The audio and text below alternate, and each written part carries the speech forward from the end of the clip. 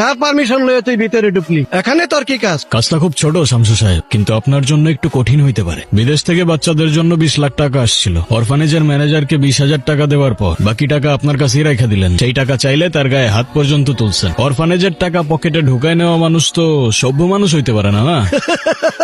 তুই টাকা ফেরত নিতে এসেছিস? তুই কে? তোকে আমি কৈফিয়ত দিব কেন? একটা জং ধরা ভাঙাচোরা গাড়ি আর 4-5টা ছেলে নিয়ে এসে লোহ গড়া গ্যাংস্টার সাজতে চাস না? এতিমখানার ম্যানেজার অর্থাৎ গনি মিয়া আমার কাছে আসছিল সাহায্যের জন্য। তাই আমার অনুরোধ থাকবে তার কাছে গিয়ে ক্ষমা চাইবেন আর এতিমখানার বাকি 19,80,000 টাকা ফেরত দিয়ে দিবেন। আমি কামরুজ্জামান ভাইয়ের লোক, তুই ভয় পাচ্ছস না? আমি জানতাম তুই ভয় পাবি, তোকে আমি 1 টাকাও দেব না। শামসু সাহেব, এরা সবাই লোহাগড়ের মেকানিক, মারতে মারতে লোহা পর্যন্ত সোজা করে ফেল। আপনি আর কি জিনিস? হ্যাঁ, আমার অনুরোধটা হয়তো আপনি শুনতে পারেন নাই, কারণ বিনয়ের ভাষা আপনার কান পর্যন্ত পৌঁছায় না। ওই 20 লাখ টাকা 120 বাচ্চার 6 মাসের খাবার এত সহজে খায় ফেলবেন? কাল সূর্য ওঠার আগে যদি বাকি টাকা গনি চাচার হাতে না পৌঁছায়, আপনার এমন ব্যবস্থা নেওয়া হবে যে আপনার কামরুজ্জামান সাহেব 4 জন্মে আপনাকে খুঁজে বের করতে পারবে না। আমার ভুল হয়ে গেছে, আমার মাফ করে দেন, আমি টাকা দিয়ে দেব। এই মাল হচ্ছে দেশীয় কারখানা তৈরি, এটা হচ্ছে সুইজারল্যান্ডের ভাই। ভাই ছবি তুলতেছে। অল্প একটু খায় না আম্মা। আমার আজান আসে না এখনো, আজান আসলে খাবো। মা, তো কিছুই খেলেন না, সব দোষ আমার ঘরে এসে পড়ো। কেমন আছো? শরীর কেমন এখন তোমার? এই তো বাবা, এখন তুই আসছিস না, এখন আমি সুস্থ হয়ে যাব।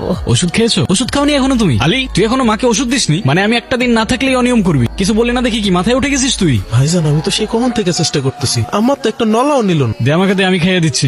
স্যার দেখেন স্যার, এগুলো নিয়ে যদি আমরা প্রপার একটা নিউজ করতে পারি, এসব ইনফরমেশন নিয়ে আই থিঙ্ক আমাদের জন্য অনেক লাভবান হবে। দেখেন স্যার, পুরো অরিজিনাল স্যার। স্যার এটা দেখেন। সায়রা, তুমি আগে আমাকে এটা বলো, আমি তোমাকে কল করেছি, এই শহরটা কি নেটওয়ার্কের বাইরে চলে গেছে, নাকি তুমি নিজেকে ব্রিটিশ রাজকুমারী ভাবা শুরু করেছো? তুমি বসের কল রিসিভ করতে পারো নাই?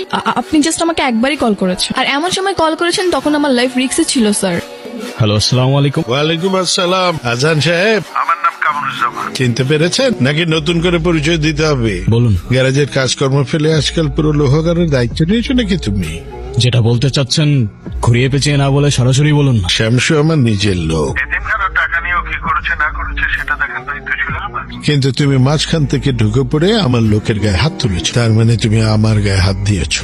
লোহাগড়ায় যেখানে কামরুজ্জামানের নাম শুনলে বাঘে মহিষে এক হাতে পানি খায়, সেখানে সামান্য একজন মেকানিক হয়ে এই দুঃসাহস তুমি দেখালে কি করে? সাহস তো আর বাজারে কিনতে পাওয়া যায় না কামরুজ্জামান সাহেব, ওটা বুকের ভেতরে নিয়ে জন্মাতে হয়। তোমার জন্য আমার লোকেরা কাজ করতে পারছে না, তুমি আমাদের সাথে হাত মিলাও, যা চাইবে তাই পাবে। কামরুজ্জামান সাহেব, স্বার্থ ছাড়া আসবেন একদিন আমার গ্যারেজ, শুধু হাত না বুকও মেলাবো, কিন্তু তার বিনিময়ে যদি সাধারণ মানুষের উপর জুলুম করার সার্টিফিকেট চান, দুঃখিত।